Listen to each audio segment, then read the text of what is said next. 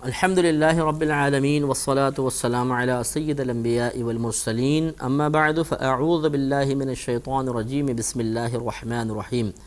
سورہ کہف کی تقریباً 24 آیات کی تفسیر ہو چکی ہے، اور ابھی چل رہی تھی، مطلب اس میں ہم بات کر رہے تھے کہ اللہ نے ارشاد فرمایا وَلَا تَقُولَنَّ لِشَيْءٍ إِنِّي فَاعِلٌ ذَلِكَ غَدًا، اور اے حبیب کریم صلی اللہ علیہ وسلم آپ ہرگز کسی بات کو یوں نہ کہیں کہ میں کل یہ کام کر دوں گا یا کل یہ کر دوں گا، الا ان یشاء اللہ، ہاں مگر یوں کہیں کہ اگر اللہ تعالیٰ چاہے، یعنی انشاءاللہ کہیں۔ اس کا شان نزول یہ ہے کہ نبی کریم صلی اللہ علیہ وسلم سے اصحاب کہف کے بارے میں سوال کیا گیا کہ وہ کون ہیں، جیسے میں نے آپ کو شروع میں بتایا تھا کہ کفار و مشرکین یہود کے پاس گئے اور ان سے کہا کہ بھئی کوئی ہمیں ایسا طریقہ بتاؤ کہ یہ ہم اس نبی کو ثابت کر دیں کہ یہ نبی نہیں ہے۔ تو یہود کی ایک جماعت نے کہا کہ تم ان سے 3 سوال کرو، اگر یہ تینوں کے جواب دے دیں تو یہ نبی نہیں، اگر تینوں کے جواب نہ دے سکیں تب بھی نبی نہیں، اور اگر یہ پہلے 2 کے جواب دے دیں اور تیسرے کا جواب نہ دیں تو پھر یہ نبی ہیں۔ انہوں نے کہا ان سے ذوالقرنین کے بارے میں پوچھو، اصحاب کہف کے بارے میں پوچھو، اور روح کی حقیقت دریافت کرو۔ اگر یہ پہلے 2 کے جواب دے دیں اور تیسرے کو منع کر دیں تو سمجھ جانے اللہ کے نبی ہیں، تینوں کے جواب دے دیں یا تینوں کو منع کر دیں تو نبی نہیں ہے۔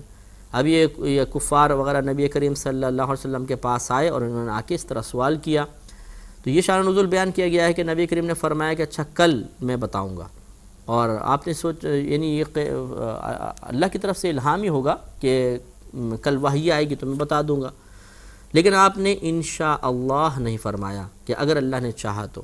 اس پر اللہ تبارک و تعالیٰ کی طرف سے یہ معاملہ ہوا کہ کئی دن تک وحی نہ آ سکی، نہیں آئی، اور اس کے بعد پھر آئی، اور اللہ تعالیٰ نے اس آیت کو نازل فرمایا کہ حبیب کریم صلی اللہ علیہ وسلم آپ ہرگز نہ کہیں کہ میں یہ کل یہ کام کر دوں گا، مگر یہ کہ اللہ تعالیٰ چاہے، یوں بولیں کہ انشاءاللہ اگر اللہ تعالیٰ نے چاہا تو۔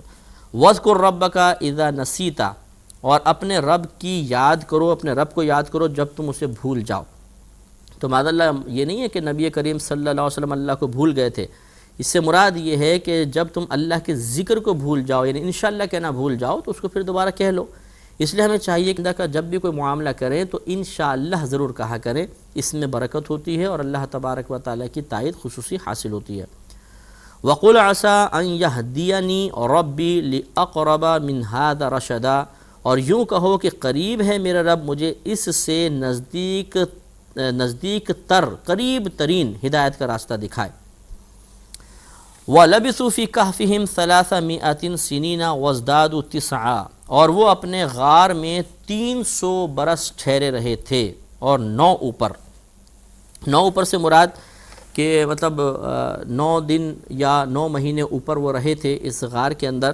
تو یہ اصل میں اختلاف ہوا، جیسے میں نے آپ کو پہلے بتایا تھا کہ روایات اس میں مختلف ہیں، لیکن 300 برس کی روایت خود قرآن سے بھی ثابت، اور اس میں 9 کا اضافہ ہوا تھا۔ تو اس میں اختلاف ہوا، لوگوں نے کہا جو اہل کتاب وغیرہ تھے کہ بھئی 300 تو ہم جانتے ہیں، 9 کا اضافہ کیسے کر دیا؟ تو یہ پھر اللہ تعالیٰ نے بیان فرمایا کہ اللہ تعالیٰ نے ارشاد فرمایا ہے قُلِ اللَّهُ أَعْلَمُ بِمَا لَبِثُوا، تم فرماؤ اللہ تبارک و تعالیٰ ہی خوب جانتا ہے کہ وہ کتنے عرصے تک غار میں ٹھہرے رہے تھے۔ لہو غیب السماوات والارض، اسی رب کریم کے لیے آسمانوں اور زمین کا غیب ہے، یعنی اللہ تعالیٰ ہی اس پہ حقیقتاً مطلع ہے۔ غیب کہتے ہیں پوشیدہ چیز کو، یہ لفظی ترجمہ تو یہ بھی غیب پوشیدہ چیز، لیکن ہر پوشیدہ چیز پر لفظ غیب کا اطلاق نہیں ہوتا ہے، بلکہ اسی پوشیدہ شے پر ہوتا ہے کہ جسے آپ حواس خمسہ سے اور عقل سے معلوم نہ کر سکیں، بلکہ صرف نبی کریم صلی اللہ علیہ وسلم یعنی نبی کے خبر دینے سے ہی وہ چیز معلوم ہو۔ اللہ کی عطا سے نبی، اور نبی آپ کو خبر دے گا، وہ چیز منکشف ہو جائے گی، پوشیدہ چیز، ایسی پوشیدہ چیز جس کو آپ حواس خمسہ سے اور عقل سے معلوم نہ کر سکیں تو وہ غیب ہوتی ہے۔ حواس حس کی جمع ہے، حس اس صلاحیت کو کہتے ہیں جس کے ذریعے آپ دوسری چیزوں کو محسوس کر سکتے ہیں، اور خمسہ عربی میں 5 کو کہتے ہیں۔ تو حواس خمسہ کا مطلب ہوتا ہے کہ 5 ایسی صلاحیتیں جن کے ذریعے آپ دوسری چیزوں کا ادراک کر لیتے ہیں، دوسری چیزوں کو جان سکتے ہیں۔ وہ کون کون سی ہیں؟ مثلا دیکھ کر، سن کر، سونگھ کر، چکھ کر اور چھو کر۔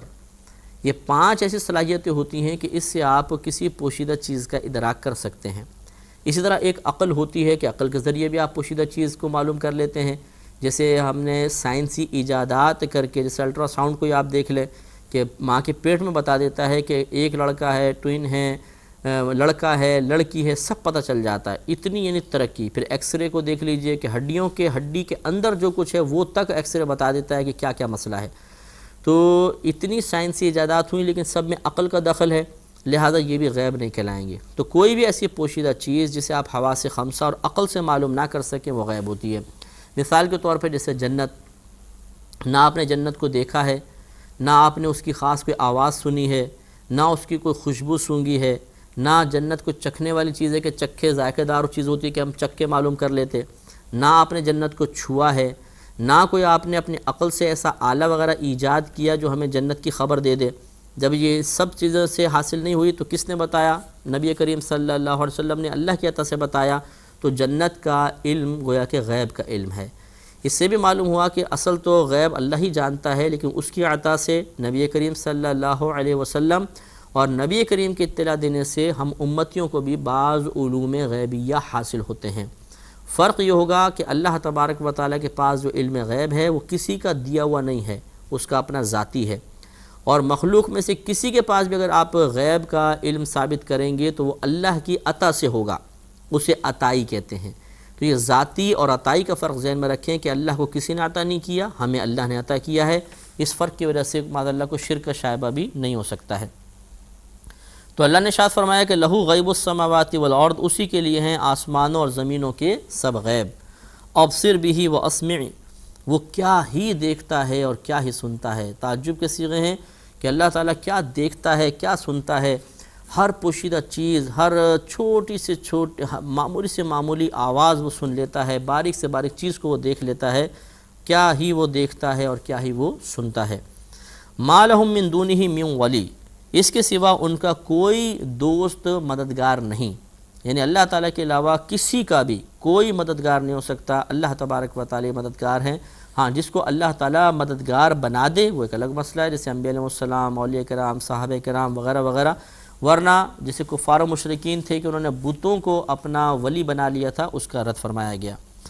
وَلَا يُشْرِكُ فِي حُكْمِهِ أَحَدًا، اور وہ اپنے حکم میں کسی کو شریک نہیں کرتا ہے۔ حکم صرف اللہ تعالیٰ کا ہوتا ہے۔ اگر انبیاء علیہ السلام بھی کوئی حکم دیتے ہیں تو وہ اپنے پاس سے حکم نہیں دیتے، بلکہ اللہ تبارک و تعالیٰ کے حکم کو ہم تک پہنچاتے ہیں۔ تو حکم صرف اللہ تعالیٰ کا ہے، یعنی اس کے افعال میں کوئی شریک نہیں ہے۔ اللہ تعالیٰ اس معاملے میں بھی بالکل واحد اور یکتا ہے۔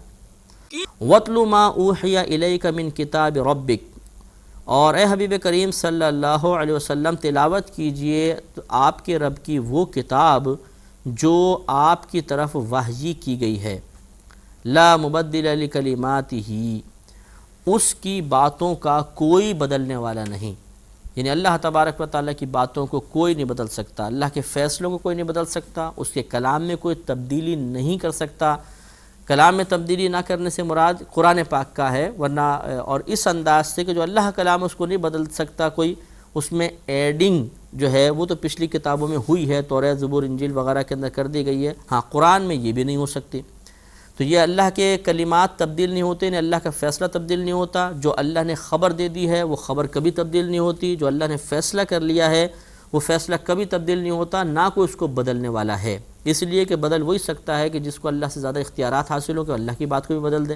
تو جب اللہ تبارک و تعالیٰ سے زیادہ کوئی عظیم ذات ہے ہی نہیں تو کوئی اس کو بدلنے والا بھی نہیں ہے۔ اسی سے معلوم یہ ہوا کہ جب اللہ تعالیٰ کا فیصلہ ہو جائے لا مبدل لکلماتہ، تو اس کے کلمات کو کوئی بدلنے والا نہیں ہے۔ اب اس میں وہی جو ہم آپ کو بارہا عرض کرتے رہتے ہیں کہ جی یہ فلاں نے بندش کروا دی ہے، رزق بند کر دیا، فلاں نے بندش کروا دی، شادی نہیں ہوگی۔ یہ اصل میں فلاں نے نہیں کیا، یہ تو اللہ تبارک و تعالیٰ کا ہی فیصلہ تھا کہ اس کو اتنے عرصے تک رزق نہیں ملے گا، اس کی اتنے عرصے تک شادی نہیں ہوگی۔ ورنہ آپ خود بتائیے کہ کیا اگر اللہ تبارک و تعالیٰ فیصلہ فرما لے تو کیا اس کا جادو، اس کا ٹونا، اس کی بندش اس اللہ کے فیصلے کو بدل سکتی ہے؟ نہیں۔ یہ آیت خود بتا رہی ہے کہ لا مبدل لکلماتہ، اللہ کے کلمات کو کوئی بدلنے والا نہیں ہے۔ کوئی ایسا جادو آج تک پیدا نہیں ہوا، کوئی ایسا سفلی آج تک پیدا نہیں ہوا کہ وہ اللہ تعالیٰ کے فیصلے کو بدل دے، اللہ کی تقسیم کو بدل دے، ایسا نہیں ہو سکتا ہے۔ وَلَن تَجِدَ مِن دُونِهِ مُلْتَحَدًا، اور ہرگز تم اس کے سوا پناہ نہ پاؤ گے۔ اللہ تبارک و تعالیٰ کے علاوہ کہیں جائے پناہ نہیں ہے۔ کوئی راہ فرار اختیار کر بھی جائے، یعنی اسلامی تعلیمات سے بغاوت کر لے، کہاں جائے گا؟ ایک نہ ایک دن تو اس کو مرنا ہے۔ یہ جو دنیاوی مختلف سہارے ہوتے ہیں، مختلف افراد یا جو ہماری مطلب ایک قوت ہوتی ہے، اس کی بنا پر بعض اوقات ہم تکبر کرتے ہوئے اسلام کو معمولی سمجھتے ہیں، اللہ تعالیٰ کی تعلیمات کے مقابلے میں جرأت اور بغاوت کا اظہار کرتے ہیں۔ لیکن کب تک؟ جیسے ہی ہمیں موت آئے گی اس کے بعد ہم پھر وہی مطلب قبر کے اندر ہوں گے، انتہائی بے بس ہوں گے۔ اب بھی اللہ کی گرفت میں ہی ہیں، ہم بچ کر نہیں بھاگتے، لیکن ہم یہ سمجھتے ہیں کہ شاید ہم گرفت میں نہیں آئیں گے، لیکن جب مر جائیں گے، قبر میں پہنچے، اب تو مکمل نفسیاتی طور پہ بھی انسان تسلیم کرے گا کہ میں اللہ کی گرفت میں ہوں، کیونکہ امور غیبیہ بھی منکشف ہو جاتے ہیں، پھر میدان محشر کا معاملہ۔ تو اللہ نے فرمایا کہ وَلَن تَجِدَ مِن دُونِهِ مُلْتَحَدًا، اور ہرگز تم اس کے سوا پناہ نہ پاؤ گے۔ وَاصْبِرْ نَفْسَكَ مَعَ الَّذِينَ يَدْعُونَ رَبَّهُمْ بِالْغَدَاةِ وَالْعَشِيِّ يُرِيدُونَ وَجْهَهُ وَلَا تَعْدُ عَيْنَاكَ عَنْهُمْ، اور اپنی جان ان سے مانوس رکھیے جو صبح و شام اپنے رب کو پکارتے ہیں۔ یریدون وجہہ، اور اس کی رضا چاہتے ہیں، اس حال میں کہ اس کی رضا چاہتے ہیں۔ ولا تعد عیناک عنہم، تمہاری آپ کی آنکھیں انہیں چھوڑ کر کسی اور کی طرف متوجہ نہ ہوں۔ ترید زینت الحیات الدنیا، تم دنیا کی زندگی کا ارادہ کرو گے۔ ولا تطع من اغفلنا قلبہ عن ذکرنا، اور اس کا کہنا نہ مانو جس کا دل ہم نے اپنی یاد سے غافل کر دیا ہے۔ واتبع ہواہ وکان امرہ فرطا، اور وہ اپنی خواہش کے پیچھے چلا اور اس کا کام حد سے بھی آگے بڑھ گیا۔ تو اس آیت کریمہ میں اللہ تبارک و تعالی نے صحبت اختیار کرنے کے بارے میں ایک نفیس کلام فرمایا ہے۔ اللہ نے ارشاد فرمایا کہ وَاصْبِرْ نَفْسَكَ مَعَ الَّذِينَ يَدْعُونَ رَبَّهُمْ بِالْغَدَاةِ وَالْعَشِيِّ يُرِيدُونَ وَجْهَهُ، کہ ان لوگوں کے ساتھ اپنے آپ کو مانوس رکھیے جو صبح و شام اللہ تعالیٰ کی رضا کے حصول کے ارادے کے ساتھ اپنے رب کو پکار رہے ہیں۔ اس میں نیک لوگوں کی صحبت اختیار کرنے کے بارے میں اللہ تعالیٰ کا یہ کلام ہے، یعنی نبی کریم صلی اللہ علیہ وسلم بعض اوقات کفار و مشرکین کی طرف اس وجہ سے متوجہ زیادہ ہوتے تھے کہ یہ اسلام کی طرف مائل ہو جائیں، لیکن بعض ایسے تھے جن کا علم الہی میں تھا کہ یہ ایمان لے کر نہیں آئیں گے، لہذا اللہ تعالیٰ نے اپنے حبیب کریم صلی اللہ علیہ وسلم کو ان لوگوں سے دور ہٹ کر اور صحابہ کی طرف توجہ کرنے کا حکم ارشاد فرمایا۔ تو اس لیے ہمارے لیے اس میں یہ درس ہے کہ ہمیں بھی کوشش کرنی چاہیے کہ اللہ تعالیٰ کے نیک بندوں کی صحبت میں رہیں، جو کہ آج کل مفقود نظر آتا ہے کہ اگر کوئی نیک آدمی ہے، کوئی داڑھی والا ہے، کوئی نمازی ہے، وہ ہمارے دوست اکثر نہیں ہوتا۔ ہمارے تقریباً دوست جو ہوتے ہیں وہ فاسق، فاجر، بے نمازی، گناہ کرنے والے، اور خود ہمیں گناہوں کے اندر ملوث کرنے والے، نت نئے طریقے بتانے والے، اس قسم کے لوگ ہی ہمارے ساتھ ہوتے ہیں۔ تو ایسا نہیں ہونا چاہیے، اللہ تعالیٰ نے اس سے منع فرمایا، جیسے آگے ارشاد فرمایا کہ وَلَا تُطِعْ مَنْ أَغْفَلْنَا قَلْبَهُ عَنْ ذِكْرِنَا، اور اس کا کہنا نہ مانو جس کا دل ہم نے اپنی یاد سے غافل کر دیا۔ وَاتَّبَعَ هَوَاهُ، اور وہ اپنی خواہش کے پیچھے چلا۔ وَكَانَ أَمْرُهُ فُرُطًا، اور اس کا کام حد سے آگے بڑھ گیا، یعنی اس نے تمام شرعی قیودات کو پھلانگ لیا۔ تو یہ نفیس اصول بیان کیا گیا کہ ہمیں اپنی دوستی کا معیار کیا رکھنا چاہیے، جس کی ہم صحبت میں بیٹھ رہے ہیں، اس صحبت کا معیار کیا ہونا چاہیے؟ صرف نیک لوگ جو صبح و شام اپنے رب کو پکاریں، نیک ہوں، پرہیزگار ہوں، اللہ تعالیٰ کی رضا کے حصول کے لیے کوششیں کر رہے ہوں، ان کی صحبت میں رہنے کی کوشش کرنی چاہیے۔ اور جو ہمیں گناہ کی طرف مائل کرے، اس کا دل اللہ کی یاد سے غافل ہو، جو اپنی نفسانی خواہشات کی تکمیل میں لگا رہے، ہمیں اس سے بچنے کا حکم دیا گیا ہے۔ نبی کریم صلی اللہ علیہ وسلم کی روایت یاد رکھیے گا، غالباً ترمذی کی روایت ہے، آپ نے ارشاد فرمایا کہ تم پرہیزگار کو ہی دوست بناؤ اور تمہارا کھانا فقط پرہیزگار ہی کھائے۔ یعنی ہمیں حکم دے دیا گیا کہ ہم نیک آدمی سے دوستی رکھیں، اور اگر ہم کسی کو کھلانا پلانا چاہیں تو حتی الامکان نیک آدمی کو ہی کھلانا چاہیے۔ ہاں بعض اوقات مجبوری ہوتی ہے، شادی بیاہ ہے، رشتہ دار فاسق فاجر ہے، ان سب کو بلانا ہی ہوتا ہے، ایک الگ مسئلہ ہے۔ ایک یہ ہے کہ شادی بیاہ کا کوئی معاملہ نہیں، ویسے رشتے چلو یار دوست کو کھلاتے پلاتے ہیں، تو کوشش یہ کرنی چاہیے کہ نیک پرہیزگار لوگوں کو کھلائیں پلائیں، اس لیے کہ ہم کھلائیں گے پلائیں گے، اس سے جو توانائی حاصل ہوگی، نیک آدمی اسے اللہ کی فرما برداری میں خرچ کرے گا، اور ہم برے آدمی کو کھلائیں گے پلائیں گے تو اس کو جو توانائی اس سے حاصل ہوگی وہ اللہ کی نافرمانی میں خرچ کرے گا۔ اس لیے حکم دیا گیا کہ اچھے اور نیک لوگوں کو کھلایا جائے۔ تو کوشش یہ کرنی چاہیے، آپ سے بھی میں گزارش تمام سننے والوں سے کروں گا کہ اپنا رابطہ، اپنا تعلق نیک لوگوں سے قائم کریں، وہ کوئی عالم دین ہوں، مفتیان کرام میں سے ہوں صاحب تقویٰ پرہیزگار ہوں تو ان سے رابطہ رکھنا چاہیے۔ اسی طرح نیک لوگوں کی صحبت میں رہنے کی کوشش کرنی چاہیے، نیکوں کو دوست بنانا چاہیے، نمازی کو دوست بنائیں، پرہیزگار کو بنائیں، فاسق فاجر سے ہمیں بچنا چاہیے کیونکہ یہ خود بھی برباد ہوگا اور ہمیں بھی برباد کرے گا۔ وَقُلِ الْحَقُّ مِنْ رَبِّكُمْ، اور آپ فرما دیجئے کہ حق تمہارے رب کی طرف سے ہے۔ فَمَنْ شَاءَ فَلْيُؤْمِنْ وَمَنْ شَاءَ فَلْيَكْفُرْ، پھر اب جس کو جو چاہے وہ ایمان لے کر آئے اور جو چاہے تو اسے چاہیے کہ وہ کفر کرے۔ تو یہ معاذ اللہ کوئی کفر کی اجازت نہیں دی جا رہی، بلکہ ہمارے سامنے ہدایت کے اسباب رکھے گئے، گمراہی کے، اور پھر فرمایا کہ بھئی دیکھ لو یہ دونوں چیزیں ہیں، اب تمہاری مرضی ہے کہ تم ایمان قبول کرتے ہو چاہے تم کفر قبول کرتے ہو، تمہاری مرضی ہے۔ ایمان لاؤ گے تو آخرت میں انعام ہے، کفر اختیار کرو گے تو آخرت کی بربادی ہے اور اللہ کی ناراضگی لازم ہوگی۔ اِنَّا أَعْتَدْنَا لِلظَّالِمِينَ نَارًا، بے شک ہم نے ظالموں کے لیے آگ تیار کی ہوئی ہے، أَحَاطَ بِهِمْ سُرَادِقُهَا، جس کی دیواریں انہیں گھیر لیں گی، یعنی اتنی اونچی اونچی آگ ہوگی جیسے بالکل دیوار کھڑی ہوئی ہے، چاروں طرف سے اس کو آگ گھیر لے گی آدمی کو۔